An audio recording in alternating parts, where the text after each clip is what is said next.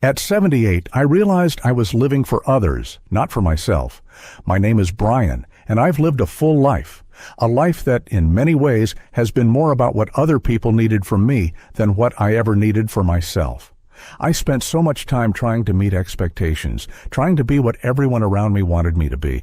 I didn't even realize I was doing it. Looking back, I see how it all began. When I was young, I wanted to please my parents, make them proud. I was always the dutiful son, doing everything I could to help them, to live up to what they expected. It felt right at the time. But somewhere along the way, I started doing it out of habit. Pleasing people became second nature, and I didn't even question it. It was just what I did. Then I met Laura. She was everything I thought I wanted. She had ambition, she had drive, and she wanted to build a family with me. I loved her, of course, but I also saw it as my duty to be her support, her foundation. I took care of the house, the children, the bills, everything. But over time, I started losing myself in it all. I remember the first time it hit me, really hit me. I was sitting alone in the kitchen one night after putting the kids to bed and finishing the laundry. It was one of those quiet moments when the house is still and all you hear is the ticking of the clock. I was sipping my tea and I thought, what about me? Not in a selfish way, but in a way that made me realize I hadn't asked that question in decades. I was always taking care of everyone else, but who was taking care of me?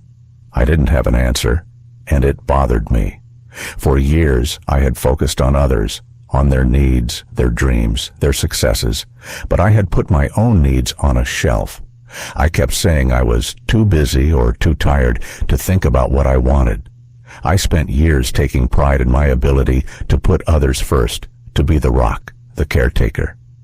But as I got older, I realized something I hadn't understood before. All that giving, all that care came with a cost.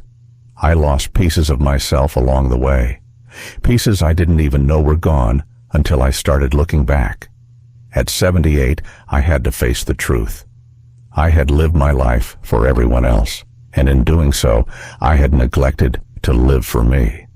I had been so busy fulfilling everyone else's needs, I forgot to ask myself what I needed. And that realization, it hit harder than I expected. I'm not saying I regret the things I did for others.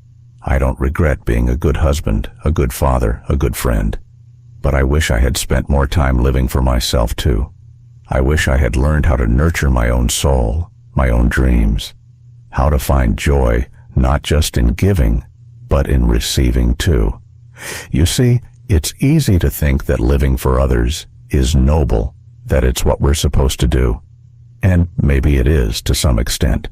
But I've learned that you can't pour from an empty cup. And if you don't take care of yourself, eventually you'll find that you don't have much left to give. So now, at 78, I'm learning to live for me. It's a quiet revolution. I'm learning to say no when I need to take time for myself, to do the things that bring me peace. I'm learning that it's okay to take up space in my own life, and I want to share that with you. I don't know where you are in your journey, but if you're like me, it's not too late to start asking, what do I need? What have I put aside for too long? It's never too late to start living for yourself. I wish someone had told me that sooner, but now I'm telling you. And I hope it helps.